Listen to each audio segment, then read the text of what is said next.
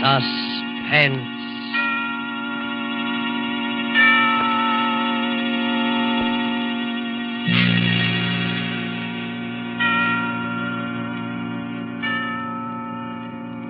This is the Man in Black, here again to introduce Columbia's program, Suspense.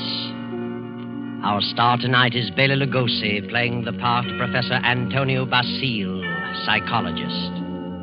The story is by J. Donald Wilson, who calls it The Doctor Prescribed Death. If you have been with us on these Tuesday nights, you will know that suspense is compounded of mystery and suspicion and dangerous adventure. This series of tales is calculated to intrigue you, stir your nerves, to offer you a precarious situation, and then withhold the solution until the last possible moment. And so it is with the Doctor Prescribed Death and Bela Lugosi's performance. We again hope to keep you in suspense. Professor Antonio Basile has a theory, but let him tell you about it. As a psychologist, I have worked out a theory I know to be sound. I contend that a person who has decided to kill himself can very easily be turned from this desire to the desire of taking the life of another. I can prove my theory. And if necessary, that is exactly what I will do.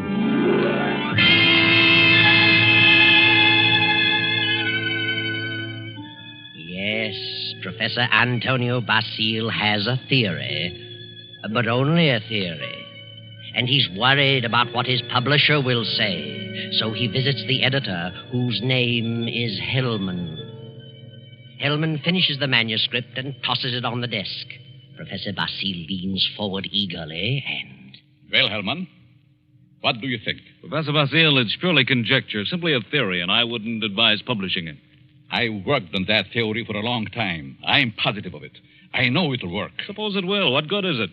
What good have you accomplished if you can prove it'll work? Are you laughing at me, Hellman? It's so silly. An ordinary human being has suffered reverses. Is sick of it all. He wants to leave it all behind.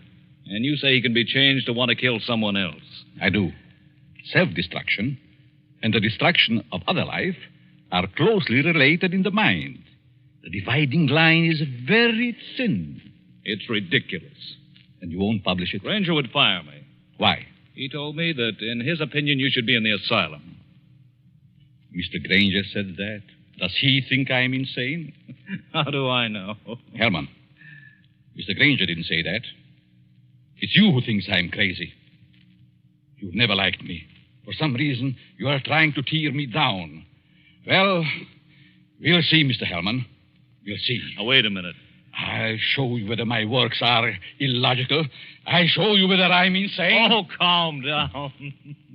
I'm going to make you eat those words.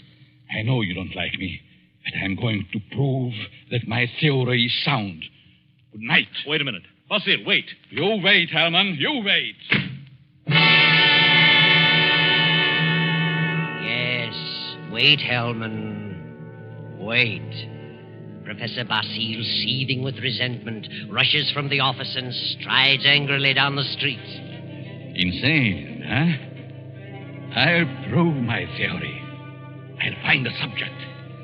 I'll find someone who wants to take his own life. And so Basile goes home, late for dinner. He finds a note from his wife, Myra, saying she's decided to attend the opera and will be home around 11:30. Then Professor Basile gets an inspiration. He goes to the bridge over the deep canyon, the bridge called Suicide. And strangely enough, he hasn't long to wait. As he stands against the railing in the fog, a figure appears a few feet beyond, stops, prepares to leap. Don't do it. Wait a minute. Listen. Huh? That's very silly. Let go of me. Oh, no. I couldn't do that. I need you. I don't need you. Don't you know this is against the law? You're not an officer. You can't stop me. It's 500 feet to those tracks below. Hard steel rails. And don't believe what they all tell you about not being conscious of what happened. You'd know. People don't die instantly. Let loose. They lie in agony for minutes and sometimes for an hour. It's a horrible death, I know. How do you know? I'm a doctor. Doctor. Yes, I can tell you much simpler ways, much less painful ways, and quicker. You're a nice young girl, an intelligent girl. You wouldn't want it to happen this way. Maybe after I talk to you a while, you wouldn't want to do this at all. No? No. But come on. Let's talk it over. Maybe a few minutes' talk will change the entire picture for you. What could you do to help me? If you'll come, I'll tell you. There's a motive back of your wanting to do this, and I'd like to know what it is. Nothing doing. Haven't you any relatives? Any loved ones you'd like to do something for? Yes? Then if you talk with me for a while, maybe I can find my way clear to help those people. You sound crazy to me. Oh, no. All right, I'll... Where? My apartment. Let's go.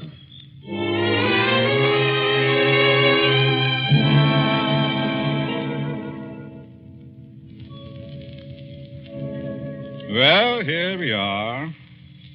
Come in, please. Well, what do you want to know? Sit down first. Are you hungry? No, I'm not that broke. It isn't poverty. I knew that. I could tell by your clothes.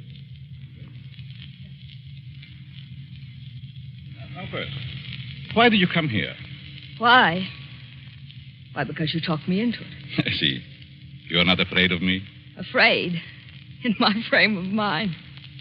What could I lose? Suppose I told you that I really brought you here to kill you. Kill me?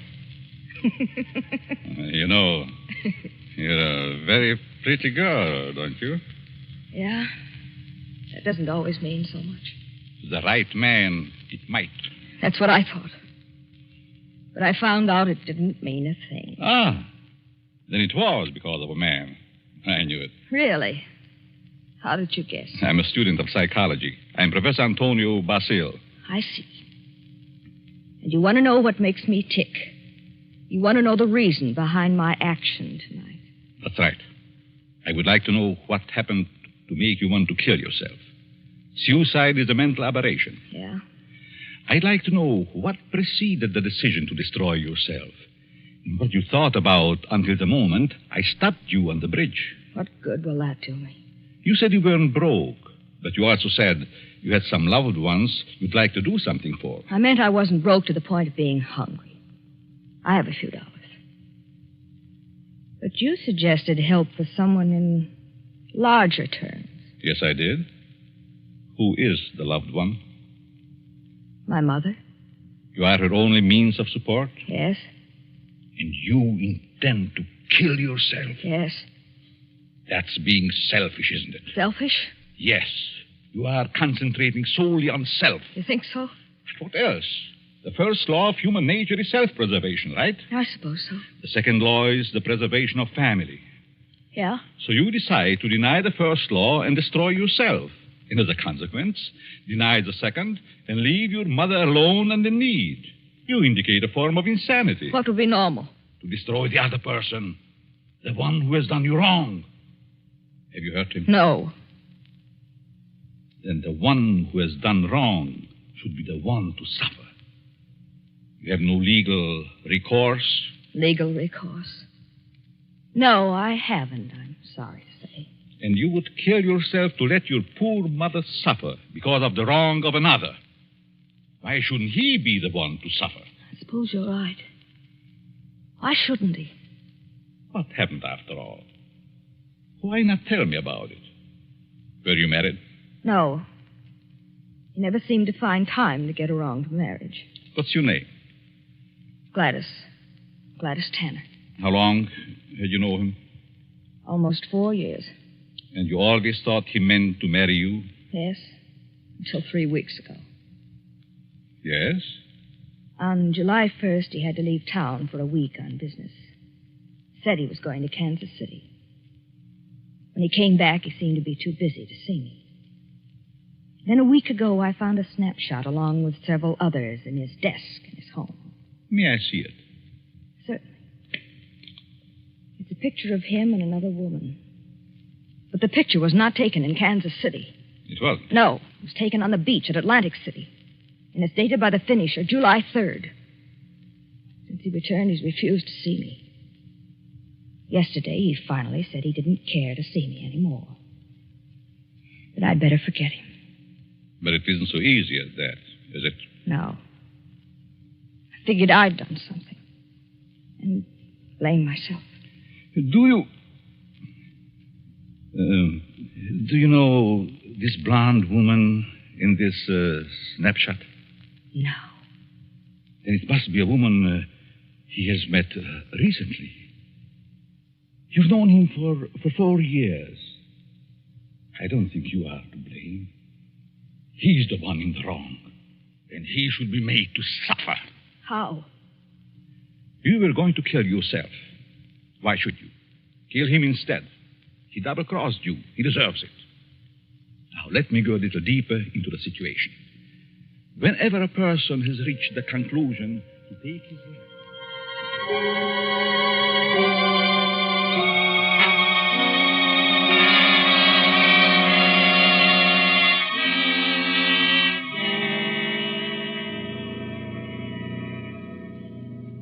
Sure you have made up your mind, Miss Tanner? Positive. Now, if you're careful, you won't be caught. No. But whether you are or not, I'm giving you this check for $1,000 made out to cash to be sent to your mother only after the man is dead. Write his name on this pad. There you are. I will know what has happened by the newspapers. And I will be told payment until I learn that you have gone through with it. It'll happen tonight. Very well. You are sure?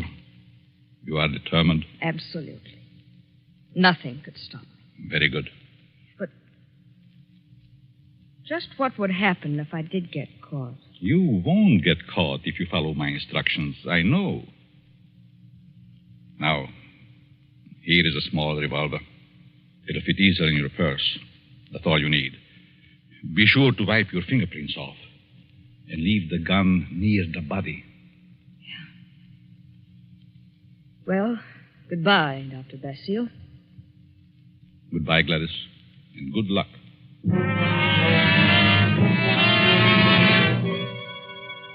Professor Basile watches Gladys as she crosses the street to the dimly lighted bus stop. Then he rushes to his car and drives away. A few minutes later, he comes to a stop at Hellman's house. Hellman, the editor who ridiculed his theory. Just a minute. Oh. Hello, Basile. Good evening, Hellman.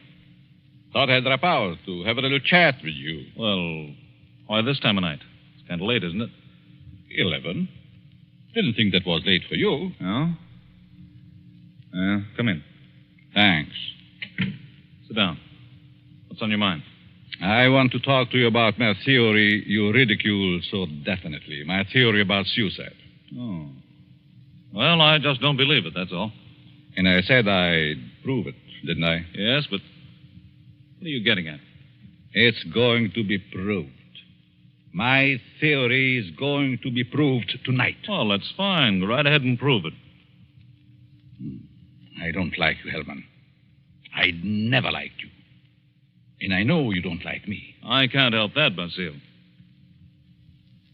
What are you staring at? Is there someone here with you? Certainly not. Why? That's a woman's purse on the Davenport. Oh, my secretary dropped by earlier this evening with the manuscript. She must have forgotten it. She's not here now? Of course not. Then I'll continue. I found a subject. A girl who was ready to commit suicide because a man jilted her. In a few hours, I was successful in changing her thoughts from suicide to homicide, and she is going to kill the man tonight.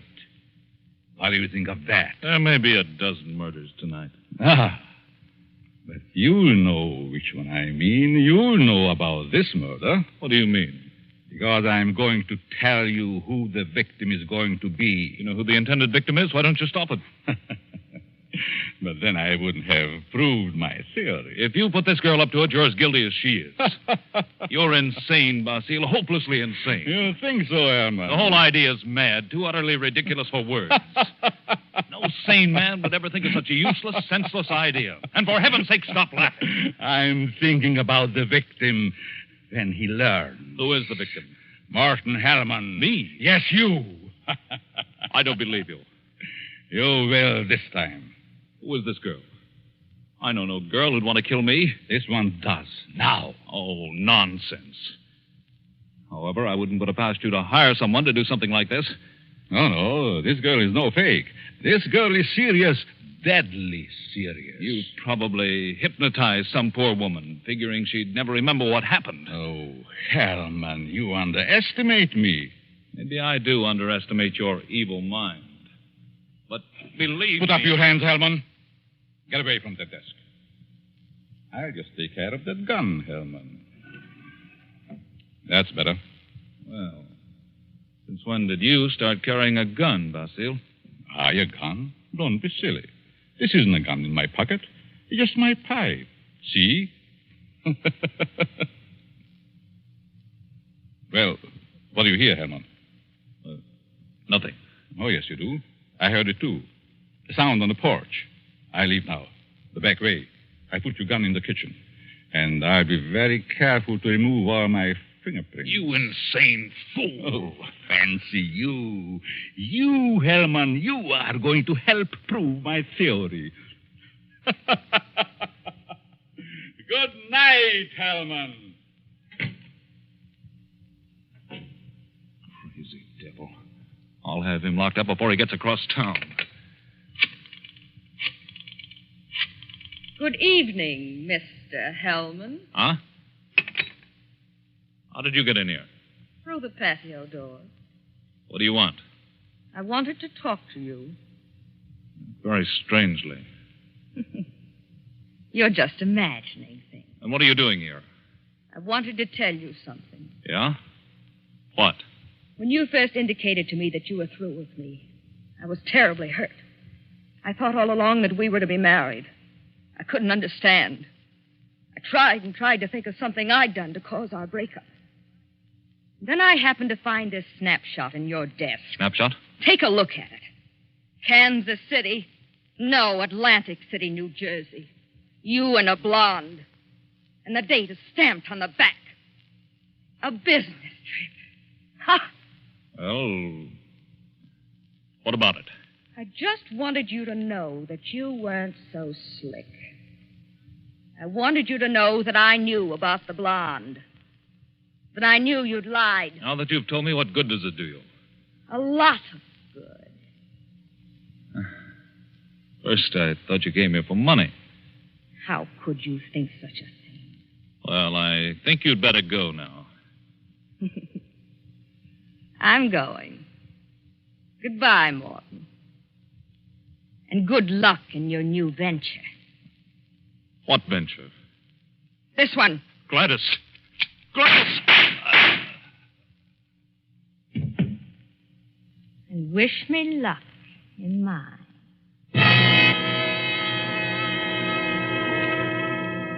Gladys stands staring a moment at the body of Hellman, then wipes off the gun, drops it to the floor, takes the professor's check from her purse, steps to Hellman's desk and writes a note. Then she puts the note in an envelope with the check, addresses it, stamps it, turns out the lights, and steps out into the dark street. At the corner, she drops the envelope in the mailbox and disappears. Professor Basile heard the shots. His theory worked. Hellman will torment him no more. The perfect crime. So he can go home to his wife now and go to sleep. Myra. Myra. Huh? What? Oh, Antonio. What are you doing asleep on the Davenport? Do you know what time it is? It must be after midnight. I've been waiting for you. How was opera? Oh, fair. Nothing to brag about. Who sang the lead? Bill Chiardi. He wasn't very good. Berghetti? Mm-hmm. He's a poor Othello. Othello? I thought they were doing Ida tonight. No, they switched because someone was ill. Oh, I just as soon have stayed home. Have a nightcap, Myra? No, thanks. I'm tired. I think I'll go to bed. I'll be along presently. Good night.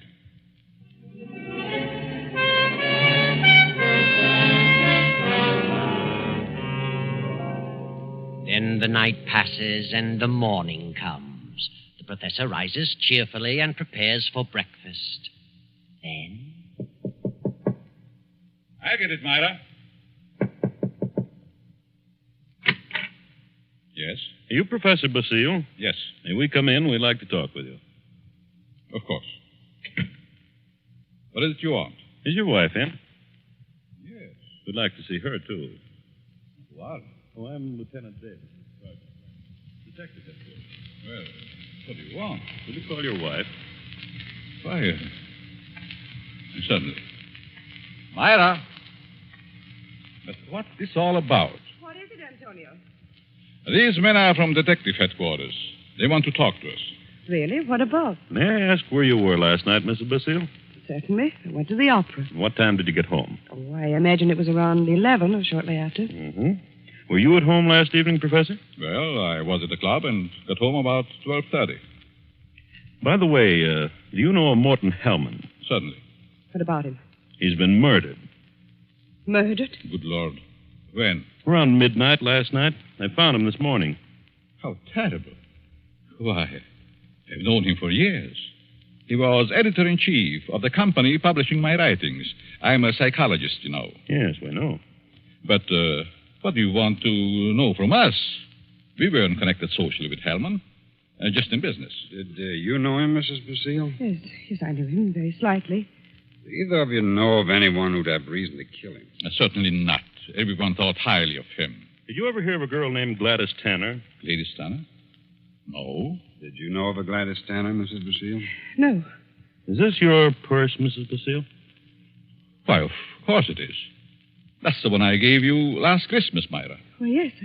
I must have lost it downtown. Where did you find it, Lieutenant? At Hellman's home. Hellman's home. Well, how in the world? Good heavens, but We how... found it on the sofa. Well, I can't imagine how it could get there. And this is the revolver that killed Hellman, found on the floor beside him. What? No fingerprints on it, however. What? May I see it? Why, Myra, this is your gun. I bought this for you 2 years ago when I went on the lecture tour. Yes, I think it's mine, but it just doesn't make sense. Did you have the gun in your purse when you lost it last night? Well, perhaps I did. I'm so confused now I can't remember. Think, Myra. Think, it is terrible. Oh, I know.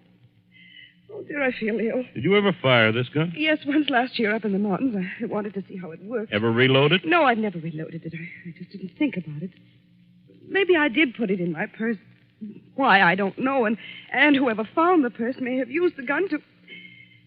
Oh, I just can't seem to think. This gun misfired on the first 2 shots. The other 3 killed Hellman. This is the most amazing piece of coincidence I ever heard of. Why would my wife want to do such a thing? Why should she get to Hellman? She hardly knew him. Are you sure about that, Professor? Of course. Well, sorry to say that I don't believe her. What? This is ridiculous. This is going to be a shock to you, Professor, but here's a snapshot we found on Hellman's desk. Taken in Atlantic City last July. Good heavens. Why? This is you, Myra. You and Hellman. You were at your mother's in Florida in July. Myra, look at me. What does this mean? I can't. And I can't believe such a thing. May I have the purse, the gun, and the photo? Thank you. I'm sorry, but I'll have to take her down to headquarters. But I didn't kill him. I didn't. I wouldn't. I loved him. Myra. Better pull yourself together. You'll have to go back. You'll want photos and fingerprints. Yes. Better get it ready, Myra. Certainly looks bad for her. Afraid it does. Looks like an open and shut case. Oh, will you come along, too, Professor? Certainly.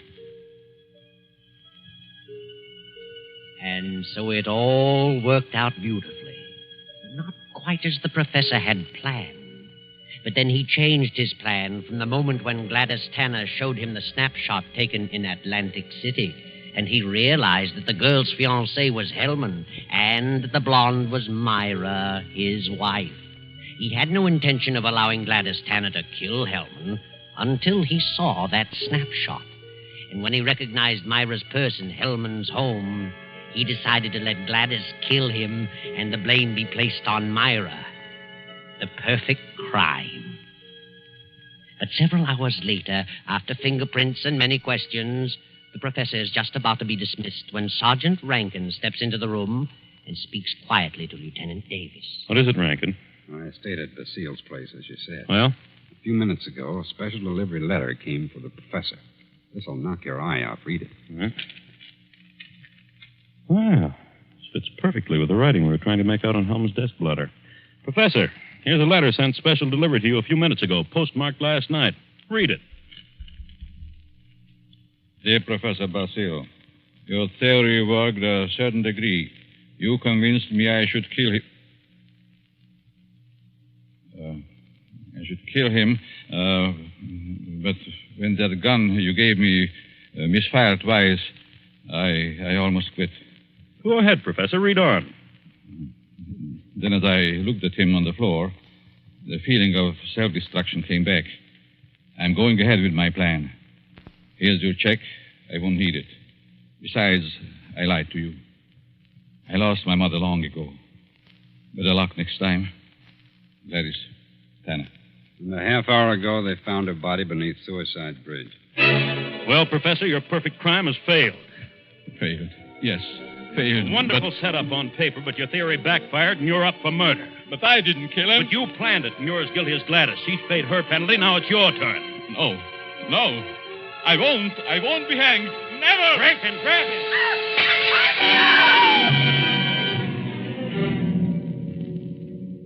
And now the doctor lies on the sidewalk 17 stories below. His entire theory worked in reverse.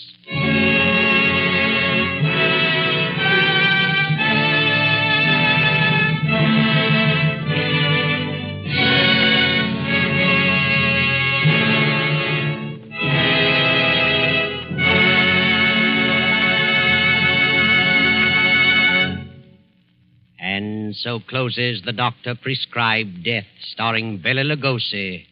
Tonight's story of suspense.